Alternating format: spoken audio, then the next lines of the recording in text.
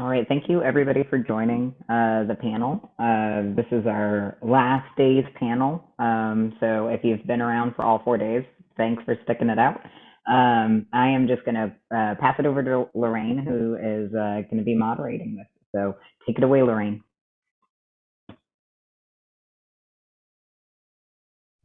Hi, everybody. Welcome to Thursday. So glad to have you all here.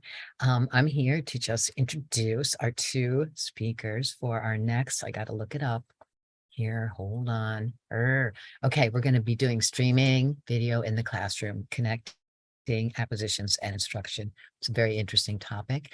And our speakers today are going, Dylan Riediger. You can say his name any way you want. He coordinated a national initiative to better align doctoral education with changing professional opportunities within and beyond the academy at the American Historical Association. And he holds a PhD in history from Georgia State. And he's a senior analyst on the Library, Scholarly Communication and Museums Ithaca S&R report. And Michaela Skinner is also senior survey analyst on the Library, Scholarly Communication and Museums, Ithaca S&R. Michaela carried out research on international higher education and refugee issues and worked with first-gen college students in the US. She, she earned her bachelor's in English from George Washington University, master's in international education from the Teachers College at Columbia University. So they are going to be talking to you about this topic, about the Ithaca report they did on streaming for a while, and then we will stop and do a Q&A session. So you ask questions if you want, and we will send them over to them when they're done with their presentation. So without further ado, Michaela and Dylan, welcome. Thanks so much, Lorraine. Yes, thank you, Lorraine, for such a warm welcome. We're very excited to be here today and to talk about some of the research that we've been conducting around streaming media. So we've got a packed agenda. We're going to be doing an overview of the research study that we conducted to kind of give an understanding of what components and methodology went into the research. And then we're really going to be spending the bulk of our time talking about the most fun part, which is the findings. So we're going to talk about streaming media and instruction, vendors and sourcing streaming, the switch to streaming, and then the cost of streaming. And we'll have plenty of time at the end for discussion, for Q&A. We think it's more interesting when attendees are also participating in the conversation. It lets us learn and hear different perspectives as well. So really interested to hear your thoughts on what we're about to present. To dive right in, we'll start with the research overview. So first, we conducted a survey of librarians, and specifically, we were looking for librarians who were in charge of the streaming media acquisition at four-year academic institutions in the US. The survey covered different sections such as licensing, budgeting, decision-making. We also asked questions around things around physical collections, such as digitizing VHS and DVDs, functionality, and then finally, library and institutional strategy. The survey was 30 questions in length. It launched in October of last year, so just about a year ago, and it was open until the first week of December. Ultimately, we invited 1,464 institutions. So this led to 297 valid complete surveys, or a 20.3% response rate, which is quite strong. And it also gave us a 5% margin of error for anybody listening who is interested in the numbers as I am. That's right where we want it to be. So this was kind of the first piece of this research study was the survey. And the second piece I'm going to hand off to Dylan to tell us more about. Thanks, Michaela. So as Michaela mentioned, this is a two-part research study. The overall question that we were seeking to answer through both components was to try to understand how libraries were making decisions about what kind of streaming content to license, who made those decisions, and how libraries felt about the options that were available to them. And in the second part of the project, which I'll be focusing most of my remarks about today, we interviewed a bunch of instructors to find out how they used those videos in their classroom. And I should start out by saying that Michaela's piece of this puzzle was published in early June, and I put the link in the chat. The information that I'll be sharing today is very much a sneak peek at data that we'll be publishing either in late 2022 or 2023. And these are preliminary findings. I think they will largely hold up, but we're still in the process of finalizing our analysis. But I thought we'd be far enough along to be able to share something today with people in the room who are likely to be quite interested in what we've learned. The interview component of the project was really focused on understanding why instructors teach with video, how they teach with video, and what their experiences doing so looked like. This was a qualitatively oriented research project in contrast to the largely quantitative component of the survey. And it was aimed at helping libraries to understand how to align their collections with actual instructional practices and needs across disciplines. To do this work, we worked with a partnership of 24 universities in the United States, Canada, and Germany. Each of those universities put together a working group of a team of librarians who collaborated with Ithaca S+R to conduct the interviews upon which my remarks are based. This is a project model that S+R has been using for some time and allows us to do very large-scale qualitative research projects. In this case, as you can see from the slide, about 90 librarians participated in the project. And together they conducted 244 interviews with faculty from a very wide range of institutions. And I see here that we have a question about whether universities is being a catch-all for colleges and universities, which is a great question. I've got universities here. Most of our partners for this project were universities, but we did have representation from small liberal arts colleges as well. So probably I should have made this slide say colleges and universities. Each school that participated in this study was asked to put together a collection area of focus to really kind of organize their interviews around. And across the cohort, those areas of focus varied quite widely. As you might expect, some schools were quite interested in feature films or documentaries, or performing arts, humanities fields, use in cultural studies programs, things like that. But we also had a meaningful number of institutions who were really focused on clinical or instructional videos along the lines of things that Jove and other services are offering. Michaela, can you move to the next slide? I'm done with this piece. We're going to talk briefly about the connection that we discovered through these two components about the relationship between streaming media and library acquisition strategies and instructional practices, which I think I'll turn over to Michaela to kind of frame up here. Awesome. Thank you so much, Dylan.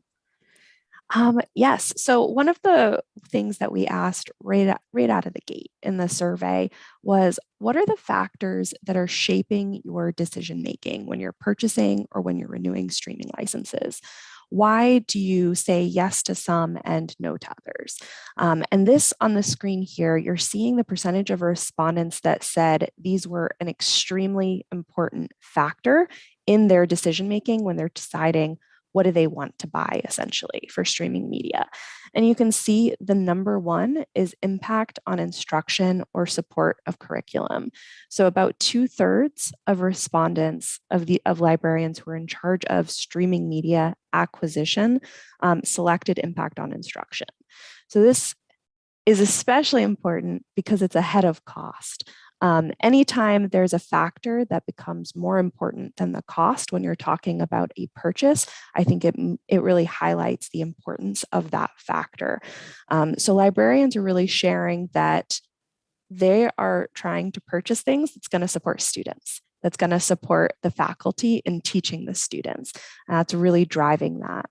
There are also other important factors here. Annual cost is the number 2, so that's very important. 57% of respondents said this was a key factor. 41% said that content quality was also really important. And then you can kind of see on the graph where it drops off. So it goes down to about a quarter of respondents saying, cost per use, ease of implementation. Things that were less important were if there was a flexible payment model with multiple payment options, or if there was long-term relationship with the content provider. That did not matter as much as the impact on instruction or annual cost.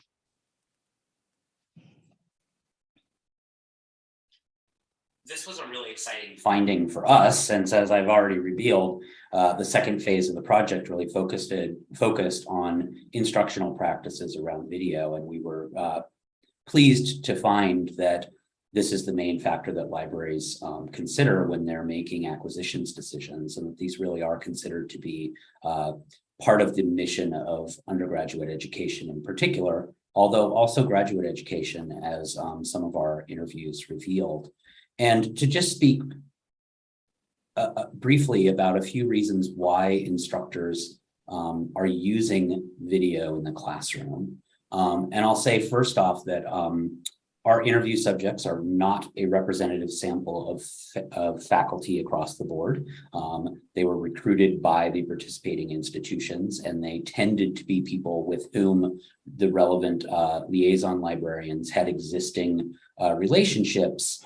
And they are probably heavier users of video on average than a typical faculty member might be. However, one of the most impressive things that comes through in the interviews is that among those faculty who use video, they're using a lot of video. In fact, a very high percentage of the people that we interviewed are using video content in either every single class session or very nearly so. And so for those instructors who use it, it's really not just a supplemental resource, but a kind of primary part of their pedagogical and instructional practices. The reasons that instructors tended to value it, I won't read the slide, you can do so yourself. But I think what's particularly important here is the sense that video offers a kind of like visceral experience that connects students to materials more readily than other forms of textual documents do. And also that it better aligns with students' willingness to consume educational materials. And in particular, there was quite an emphasis throughout the interviews on instructors' sense, right or wrong, that students were reluctant to read, and that video provided an alternative form of text that students would actually engage with, and that this was really important. The last thing I'll say on this slide is that discipline definitely matters a little bit in these 3 points that I'm highlighting here.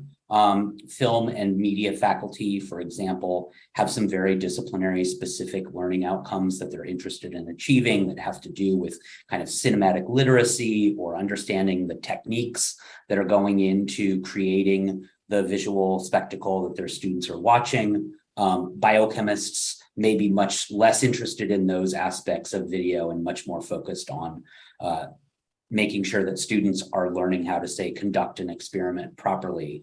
But nonetheless, there's really a lot of overlap. As a whole, the reasons why instructors used videos across disciplines were quite similar, and they really did have to do with the viscerality of film, the sense that it was a medium that students would engage with and would have their curiosity sparked by, and that it was a way to get students to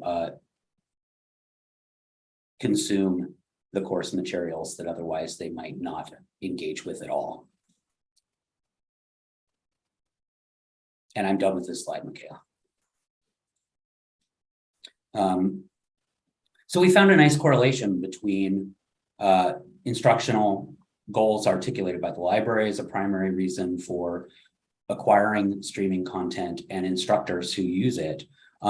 We also looked in the survey about the relationship between various offerings that libraries have the option to purchase, and faculty patterns of discovery to try to understand the relationship between library resources and other forms of resources, and learn a little bit more about how faculty find and discover video to use in the classroom. And I think Michaela is going to talk about what we learned on the vendor and library side of that.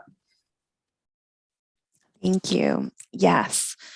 So here what we're looking at are the 15 most commonly used vendors by librarians who are acquiring streaming media. And we have a couple of the usual suspects up at the top. So 83% of respondents are using Kanopy and 80% are using Alexander Street Press. So that's very widespread, both of those offerings.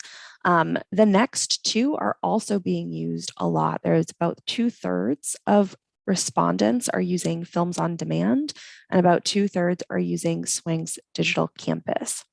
So we see it start to decrease from there, but there's quite a variety of different vendors that are being used, and most libraries are using multiple vendors to meet their streaming media needs. So there are different kinds of license types that libraries use when procuring streaming media, and there's perpetual, short-term, and life of file. Short-term was far and away the most commonly used type of streaming media license. Almost everyone uses this with 94%. And then 70% use perpetual licenses and 52% use life of file licenses. And just to kind of give a little bit of context for anybody on the call who might not know the difference between perpetual and life of file, because this was something that I learned through this research study. So life of file is it will last for the length of the life of that particular file, but it cannot be translated into other formats. Whereas a perpetual license means that the purchaser is able to transcode the content into a different format in perpetuity. So essentially forever, including formats that might not even exist yet into the future.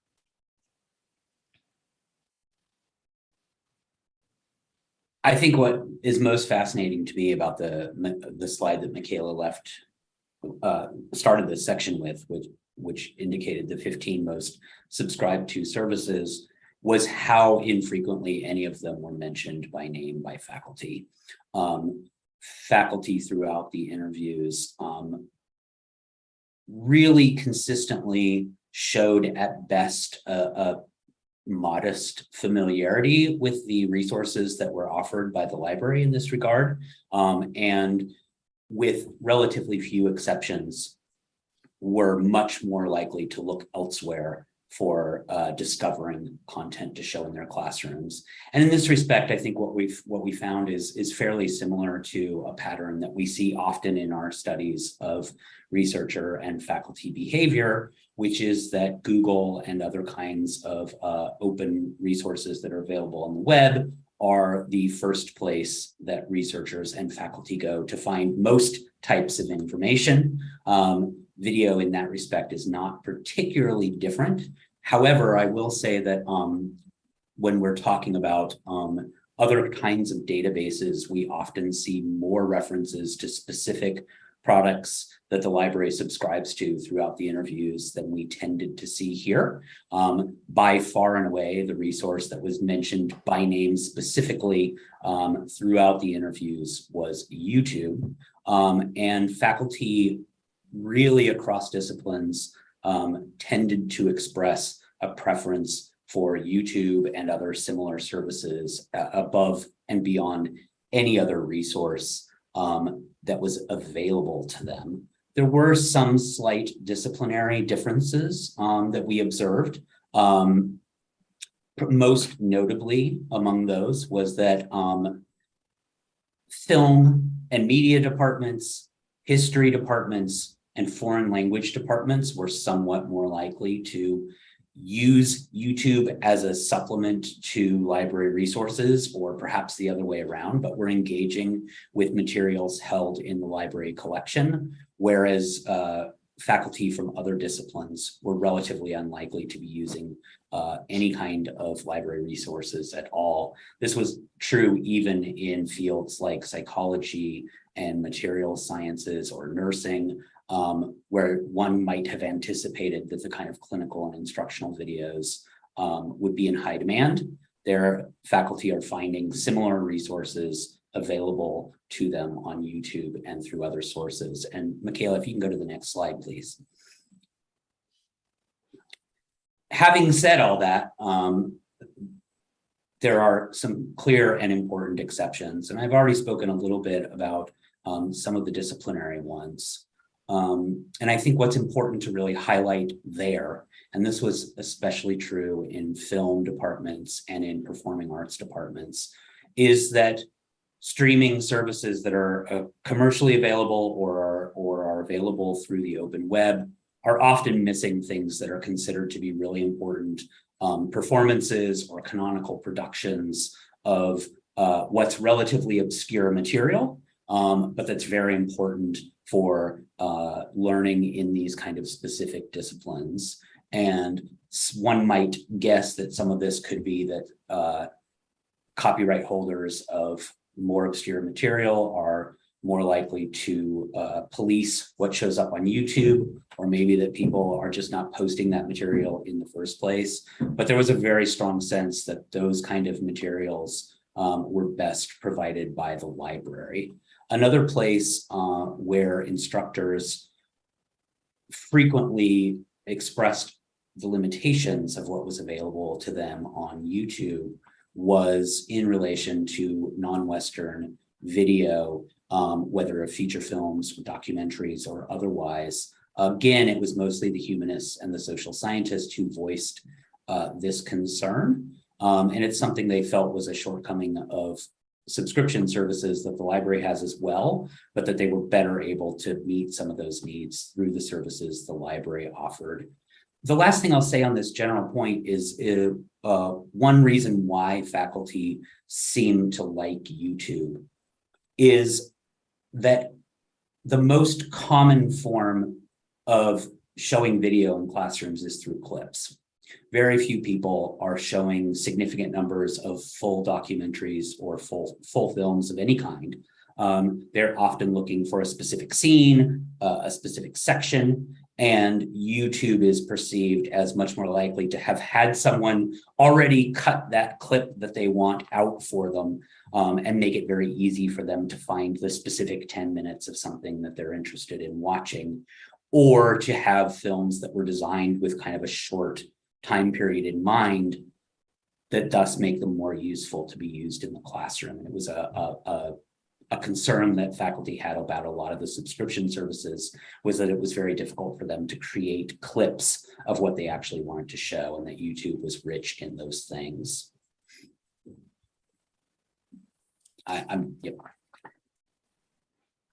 We were curious in our study to understand the timing of the switch to streaming. As I think everybody here knows full well, our habits as consumers of entertainment have switched to streaming largely a number of years ago. And we were curious to know whether libraries' trend lines coincided with that or had diverged from those trends, and also to assess the possible impact of the pandemic on patterns of video use inside universities. Awesome. And before we jump into that, actually, I see a question in the chat, if we can kind of just jump back to the vendor slide. So this is that slide. I guess part of the material was obscured, or part of the image was obscured. So just showing this one more time so folks can have a chance to see. So up at the top was Canopy and Alexander Street Press with about 80%. And then Films on Demand and Swanks Digital Campus with about 65 to 68. And then it kind of goes down from there. So we have a lot of these vendors who are in the middle here between Naxos and down to the Digitalia Film Library.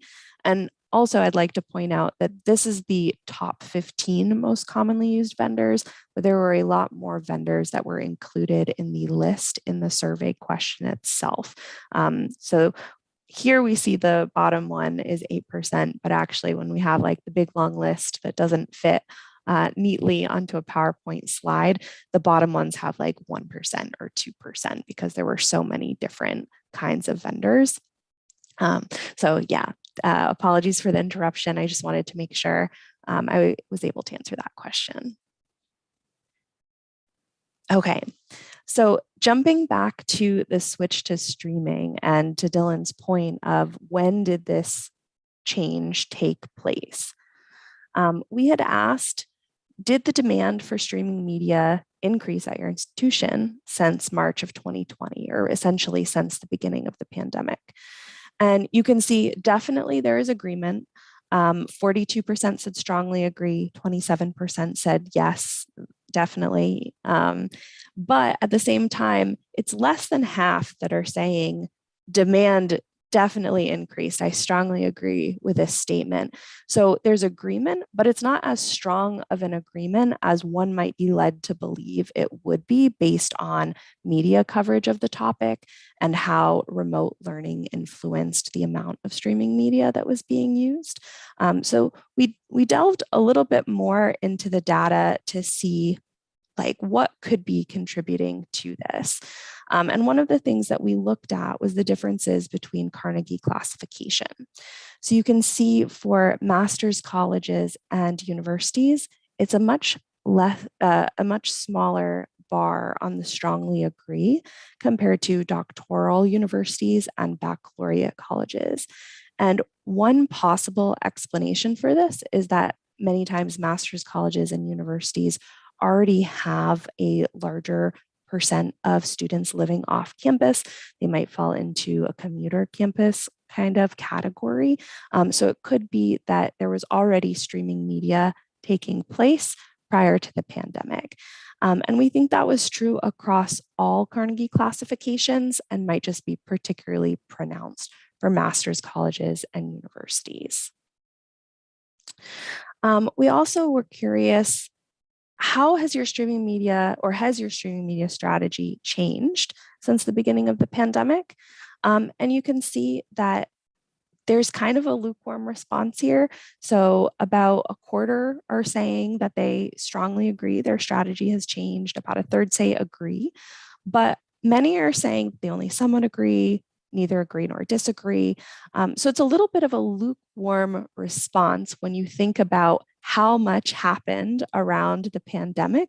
And what this likely means is that strategies were already in place. This switch going over to streaming media, it was already happening.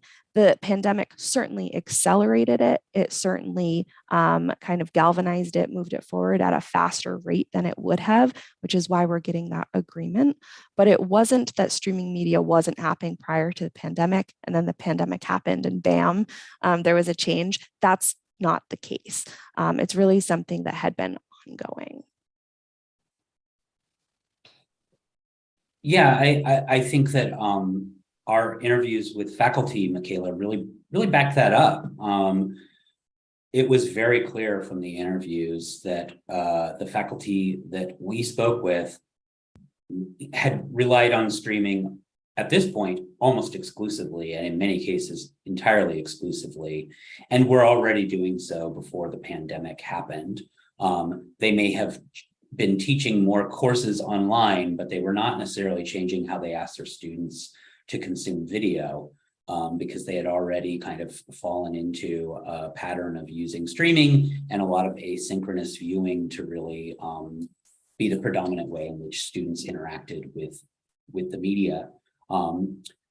There were a couple of reasons for this, and the biggest single one was a recognition that students have complicated lives and difficult schedules, and that requiring them to, say, come to the library and watch something in a viewing room would often be a burden to them, or would result in fewer people watching the video, and that by allowing streaming access, they were giving students the opportunity to consume the video at the time and place that seemed to work best for them, and that whatever other affordances other formats might have, that this ease of access to the greatest number of students really was the number one factor that had influenced faculty to turning towards streaming as their main mode of video.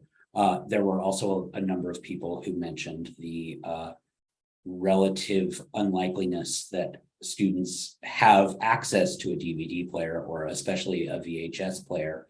So even if the DVD could be checked out from the library or something like that, relatively few students would be able to access media on those formats. Now that computers rarely come with DVD players, and especially as students often do not have laptops or PCs of any kind, they're doing a lot of work on their phones or tablets or Chromebooks or things like that. This was by some instructors to be considered to be kind of an unfortunate thing. There was definitely some nostalgia and a sense of loss around the opportunities for kind of a collective viewing experience. This mattered to some faculty more than others, but we heard relatively often that there was a lot of value to like synchronous viewing. It allows for instructors to gauge how students are reacting to things in real time because they're watching it with them. It allows for faculty to pause at key moments and to interject with discussion in a way that asynchronous viewing doesn't. And it provides a kind of sense of a collective experience that instructors also seemed to value. There's some tentative evidence, and I think this might be one of the things that at the end of the day doesn't hold up as we move through the whole sample, but we have seen some indications that the continuing use of collective video is one way that, particularly at highly residential schools, video consumption patterns were changed by the pandemic. Faculty may have already been showing videos in class using streaming formats, but it was particularly at the liberal arts colleges and other very high residential settings where faculty were more likely to have reported that they used to rely on in-class viewing to a much larger extent than they do now. This is mostly particularly the case when people are talking about viewing whole long form video. Clips then and now are often integrated into lectures relatively freely and easily. But that's something that definitely did seem to change a little bit. Faculty had run into pretty consistent problems with link rot. While they enjoyed the ability that streaming provided to easily provide links and embed them into a syllabus or a learning management system, they definitely were well aware that YouTube videos come and go and disappear, and that it required a pretty substantial amount of time to keep those links up to date, and that sometimes things just vanished in the middle of a semester and there was very little that they could do. The other thing that was often cited as a reason for preferring streaming was that it seemed to open up access to a lot of different genres of video. And this was really interesting to me because even in STEM fields, instructors are using a very wide range of video types. These might include short news clips or explainer videos or a TED Talk or, you name it, well beyond the like feature film, documentary, formal clinical video, tutorials, news clips, little snippets of a TV show that illustrated some kind of point that they wanted to document. All of those kind of things are very easily accessible on YouTube because it's so agnostic about what kind of material put up. And one way that faculty really appreciated the diversity of YouTube in particular was their ability to access things like something from a local news channel 10 years ago that they otherwise would never have been able to find.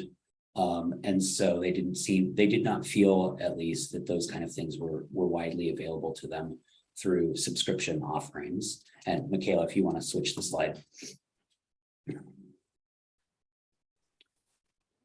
having just kind of touted the diversity of what's available, though, one fairly frequent comment, and this was also largely coming from film, media, and arts faculty, people in the humanities and performing arts, is that streaming really provided more of the illusion of choice than it did actual choice.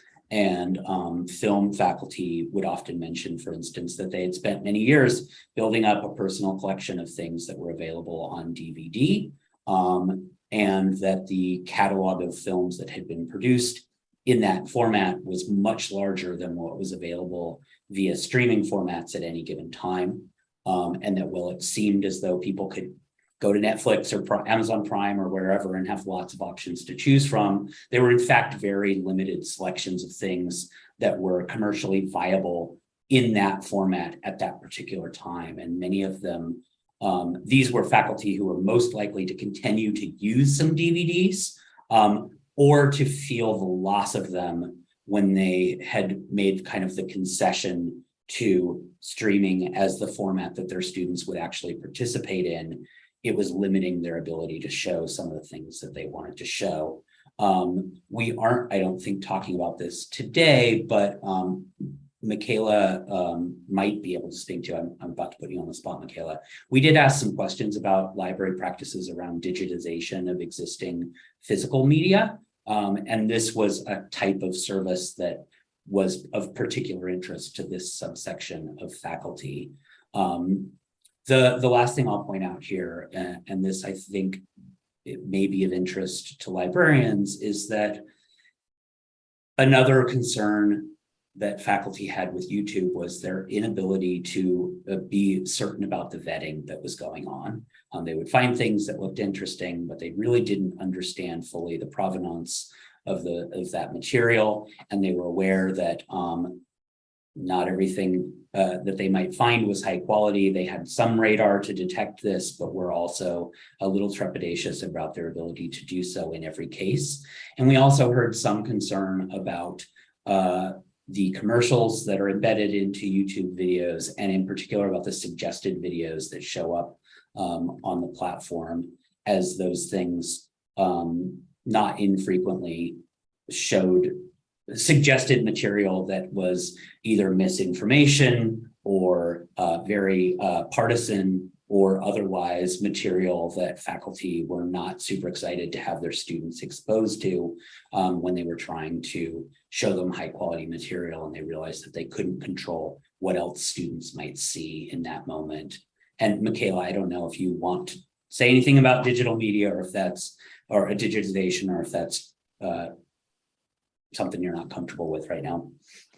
Actually, yes, that's going to be, it was a perfect we did include segue. This. Yes, we did decide to include this. Yeah, absolutely. No, this is a great segue. So we did ask, because we know that libraries have pretty large and substantial VHS and DVD collections that they have been accumulating over the past several years, a few decades. And we're curious, in a typical year, how many of those are becoming digitized?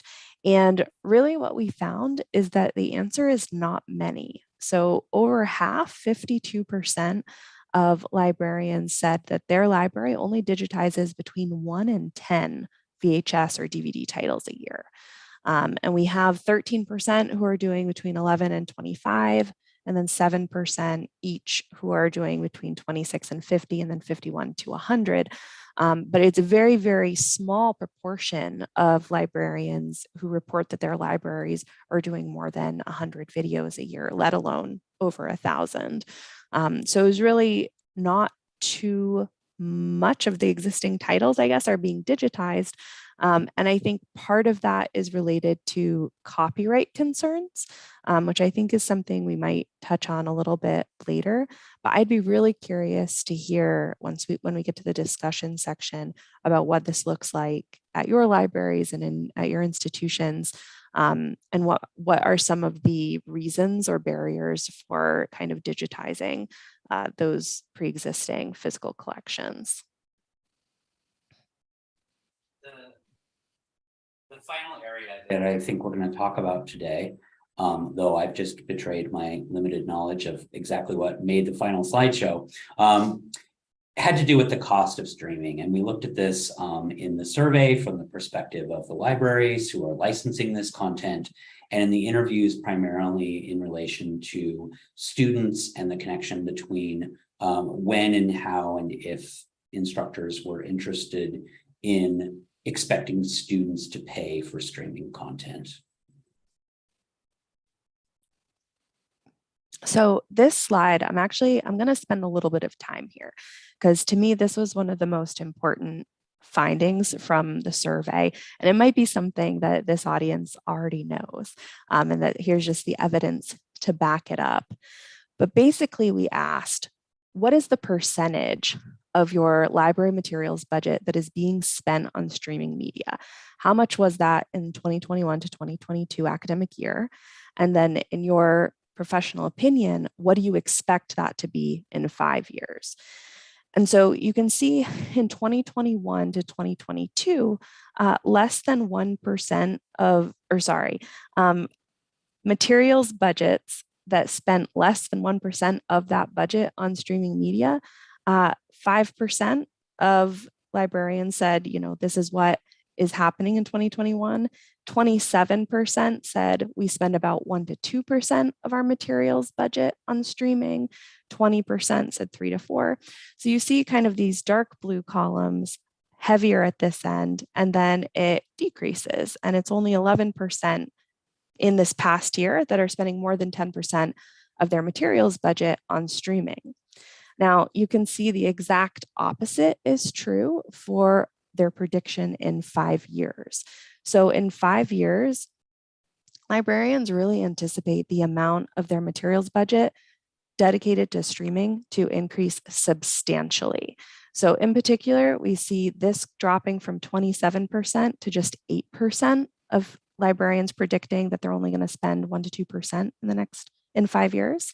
And then on the other end of the spectrum, in 5 years, more than a quarter, 28% of libraries are predicting that they're going to be spending more than 10% of their materials budget on streaming media. And this was something that came up not only through the surveys, but also in the conversations that were had prior to the survey during the survey development phase. We conducted cognitive interviews, and we do that to essentially test out the survey and figure out what we're missing from it to really strengthen the instrument before it goes out to the full population. And concerns around budget and cost of streaming was one of the number one things that was spoken about during those interviews. Now, across the board, regardless of Carnegie classification, libraries are anticipating that the amount of their materials budget spent on streaming will double in the next 5 years. Now, this looks a little bit different for doctoral institutions compared to baccalaureate and masters. Baccalaureate and masters are currently spending about 5% of their materials budget on streaming. They anticipate that this will be at 10%. And then for doctoral universities, they're currently spending about 2% and anticipate that that will jump to 5%. So the percentages are a little bit different there with the scale of the institution, but across the board, there's an anticipation that this budget is going to double. Now, what's really important here is while the percentage of the materials budget is predicted to double for streaming media, what is actually happening to the materials budget itself? So you can see here, this dark blue, this is your library's material budget. And has it increased or has it decreased since the beginning of the pandemic? And you can see most are on this side of decreasing. So many institutions, many libraries saw their materials budget decreased. So 22% said their materials budget somewhat decreased, 17% said it decreased, and 10% said it significantly decreased. Now, on the opposite side of that is your library's streaming media budget since 2020. And you can see the effect of the pandemic in really accelerating that trend, where since the pandemic, 18% have said their streaming media budget increased, 26% said it increased, and 12% increased. So it's almost like this graph is opposites of each other, with the materials budget decreasing while the streaming budget is increasing. And so really the question that this begs is, in 5 years, are there more actual dollars being spent, or is this a reflection that there's just going to be a bigger slice of a shrinking pie, if that makes sense?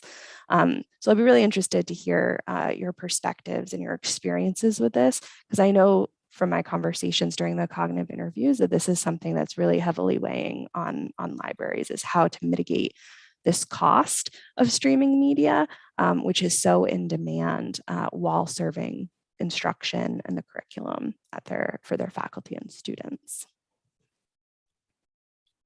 From the student perspective, things are really actually very simple and straightforward. Across the board and across disciplines, faculty showed absolutely no interest in asking or expecting their students to pay for streaming content. This included, in most instances, expecting them to purchase a subscription to Netflix or something like that for a semester as part of the course materials. And it's one of the reasons that YouTube was so popular, was that faculty were reluctant to even assume that their students could get access to something that was on Hulu somehow or another. They obviously recognized that many students either subscribed to these services or had passwords that would allow them to view it, but there was a very, very, very clear hesitance to expect students to be able to access any kind of content that would cost them anything across the board. This obviously fits very neatly into larger trends that are going on in higher education about open educational resources, and thus is part and parcel of one way that faculty are trying to help students with the costs of going to school. But what I think was really interesting in this project specifically was that the inclination towards only using free material or free to student materials was so unilateral. When we asked faculty about books or other kinds of material, we hear a much wider range of opinions about whether those costs should be absorbed by students, what's a reasonable amount, when something is so nominal that it's okay to just expect somebody to spend an extra $10 on something along the way. Even the relatively modest costs of a month of Netflix were considered to be absolutely too much to expect students to absorb. And there was really just no interest in students paying for any of this material. Faculty were very consistently in agreement that in the event that there was material they wanted to show to their students that was not available to them for free, that the library was the appropriate procurer of those materials. And they really did agree that the library should be the unit on campus that would be responsible for providing those kind of materials in the event that they were not freely available. That said, many faculty are not using materials that are available in the libraries. And when asked some questions about how, if they understood how and why, Michaela, you're sharing something you probably don't want to right now. When asked how and why faculty were interested in how much they knew about library budgets and what libraries were spending on material, and whether or not they would make different decisions if they more fully understood those things, faculty showed very little interest. They were not interested in understanding the details of contracts. They were also not prone to thinking that if they understood what a particular title cost the library to acquire, that it might affect their interest in either showing it or not. When they wanted to use materials they thought the library should provide, they just expected the library to provide it to them. So that's kind of what we learned from the faculty and the student perspective about how costs play out at that level. Michaela, do you want to go to the next slide? We started off with the title for this about connecting and aligning acquisitions and instruction. And I think this is a really important topic for a couple of different reasons. First, as Michaela kind of started us off with, we know that libraries are already thinking of video primarily in an instructional context. That's why they're purchasing the material in the first place. There's very little interest, for example, in acquiring video content for use in faculty's role as researchers. It's really a resource that's devoted to undergraduate education in particular. And this makes understanding the way in which video is used in the classroom really important, because if you want to make sure you're buying the right things and have available material that instructors are using and that would like to use and that fits their needs as well as possible. The budgetary pressures that Michaela spoke about a few moments ago really just further underline the importance of this in an environment where budgets are shrinking or stable, where inflationary pressures are affecting people, and where materials budgets are, at best stable in many contexts. The expected growth of streaming is making this question about how you align instruction and collections even more important as time goes by, and as we move from a situation where streaming is 1 or 2% of a library budget to 5 or 10%. Those questions will really grow in urgency. This is pretty much what we have in the way of prepared comments. We'd like to spend the rest of the time in discussion, and I think, Michaela, if you want to go to the next slide, we've outlined here a few topics that we thought we might throw into the mix here as possible topics for conversation, and starting with this kind of like high level sense that the spending patterns of libraries are not actually, that because faculty don't tend to use library materials, there may be room for conversations about whether or not it makes sense to spend 10% of a budget on streaming content. And we posted some other questions that we thought might be interesting, but I really just want to open this up and see what you all want to talk about. We can ignore these questions or use them as you all see fit.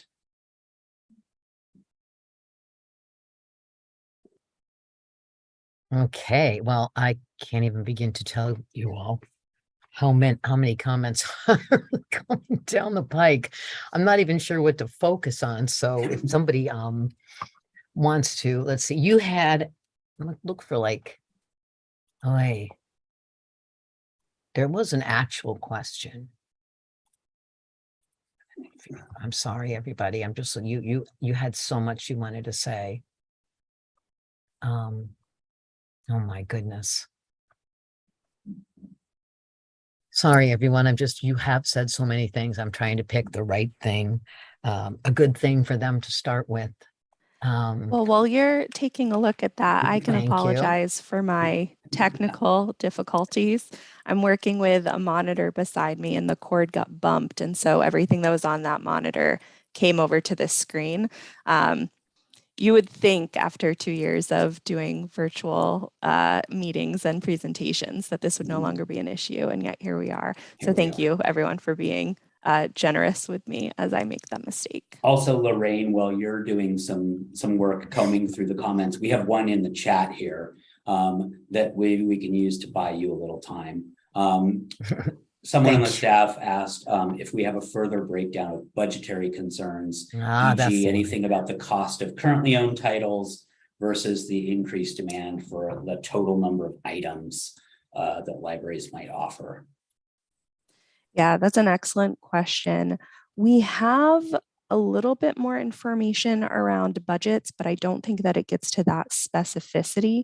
One of the things that did come through in write-in comments about budget in the streaming media survey was really around when the pandemic struck and all of a sudden remote was more and streaming was more, and there was this increase that libraries really needed to move away from the unmediated model of acquisition to a mediated acquisition plans.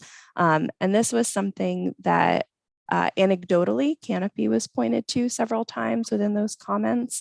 So I'd be interested in people's experiences there. So there was a little bit more information, but the bulk of the budget stuff was included in this slideshow. I would love it if we did a follow-up study on this to ask some of those more specific questions. Yeah, and just to follow up on that, Michaela, I think from the faculty perspective, my guess here is that faculty tended to think about what kind of videos they wanted to show in two different ways. They either had an idea that they wanted to illustrate and were quite happy to show any number of videos that might speak to the point that they were interested in illustrating or teaching to their students, or they had a very specific film or documentary that they felt was essential to show to their students. And so this may have potential implications to how one thinks about this question about whether or not the demand is for an increased total number of items or for the cost of specific items, because in many cases, faculty feel like there are plenty of substitutes. They just want to show, a documentary about the civil rights movement, and they recognize that there's quite a few good ones out there. Sometimes what they want to show is eyes on the prize, and that is the only thing that we'll do. And that's kind of what we learned about their discovery in broad strokes that speaks to this question. So I'm noticing, this is something we always get crabby about, but were there any questions to faculty about requiring their students to access things on Amazon, Netflix, etc.? And then we go into a long conversation about what this means and how limiting it is and how Netflix will never let us in. And I don't know if any of your survey covers things like that. And James, if there's other little bubbles of information, let me know. Oh, and also, well, okay. Yeah, I'm looking here. Leaving library behind. Yeah, okay. I think you probably answered as much as you can't do anything about the fact that we can't get Netflix, Unfortunately, no. Right.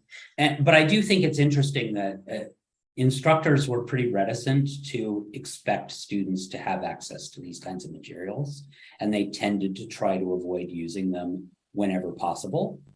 Sometimes by substituting for something else, sometimes by figuring that if it was available on YouTube, it was fair game, whether or not it ought to be behind a paywall or not. And there was definitely at least a little bit of awareness and concern about the kind of ephemerality of what was available on these services. Netflix and other commercial offerings right now are making some pretty high profile efforts to cull what they have available, and things are just kind of disappearing off their services.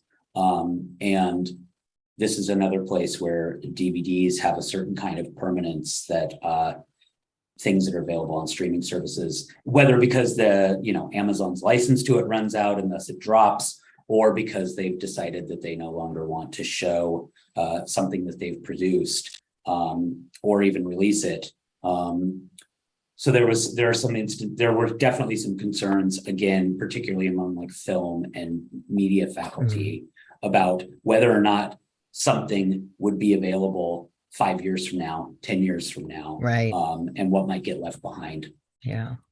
There's another question. My wonderful coworker, James Michael, has a good one in here, but just out of curiosity, I'm going to throw this one out for later.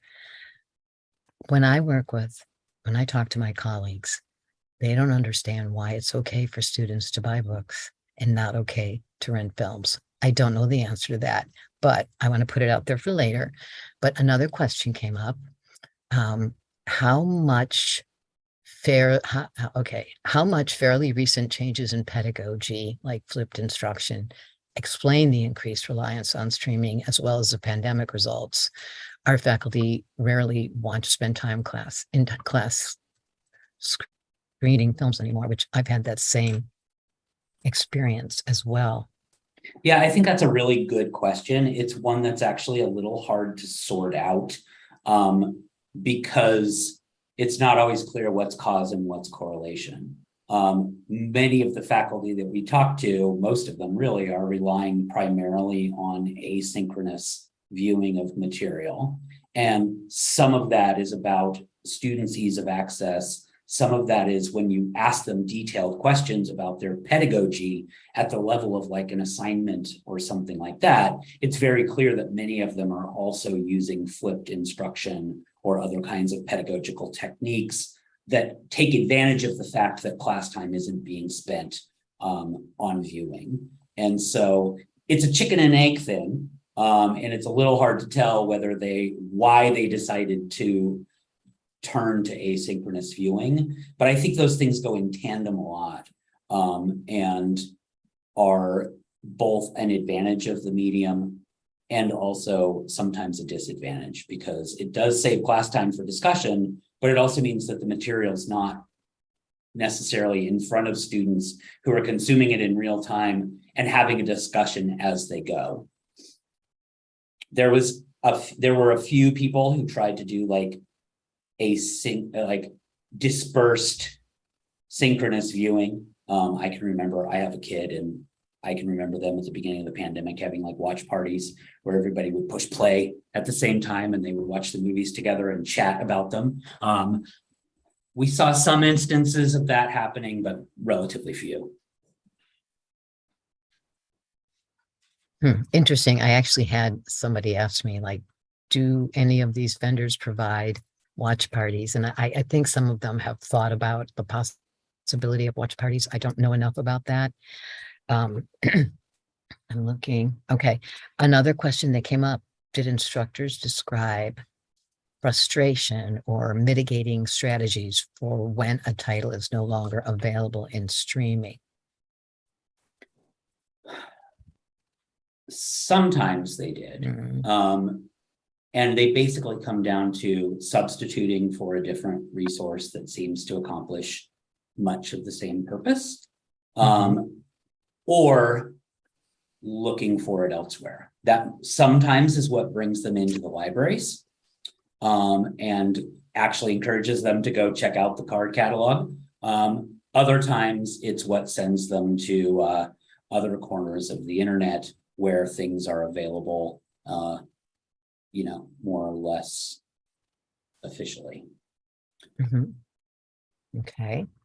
In general, faculty seemed to, and Michaela, this is something I think you could chime in on, faculty sense of copyright issues in general was that they were aware that such things existed.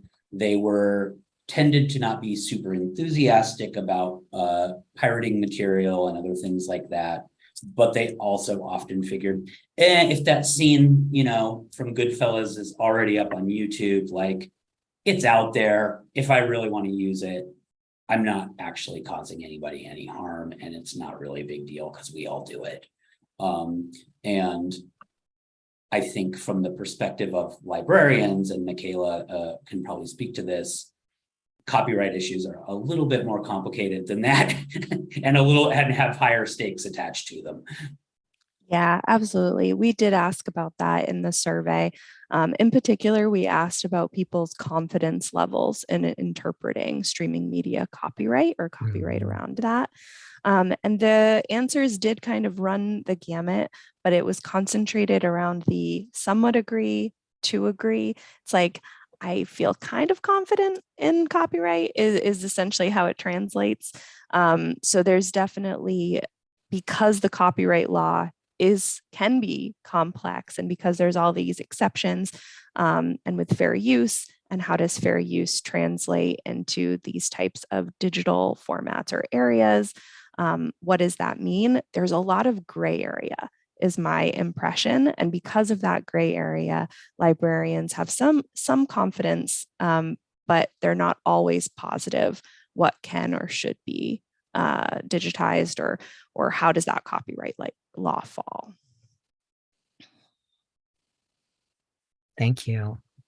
I do want to go back. You both had a question.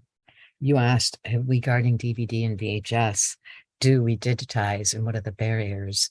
Just my answer to that is we only digitize if we've done as much due diligence as we possibly can and it is nowhere to be found. But that's like the only time. We don't have our own server. We don't, it's so we don't do it that much. But if anyone has any answers about that, you want to slap them in the chat and I will have a look at them in terms of. That's really interesting, because to me that speaks to like the amount of time and like staff capacity that's taken to do the due diligence to make sure that you can do it, which could be very time and resource intensive depending on how many titles and the size of your staff. And then also it speaks to infrastructure, especially digital infrastructure. Like, where are the servers? Who's in charge of that? Is that under the library, or is that IT? Is it a different spot on campus? So I can see how that becomes very complex very quickly in terms of digitizing existing collections. Okay. Oh my goodness. I mean, really, seriously, I wish I could just give you this chat, because it's like, where do you guys want me to go with this? Well, definitely that's the point. I mean, part of the reason we will only do it is because we don't have the staff and we don't have the resources. So other places do. But when you had the slide about people that did more than 100, 1,000, I don't understand that. Like, I want to know who they are and what are they digitizing? How? Yeah, I was very curious about who that 1% doing 1,000 digitizations were. I would like to know the story behind that. Yeah.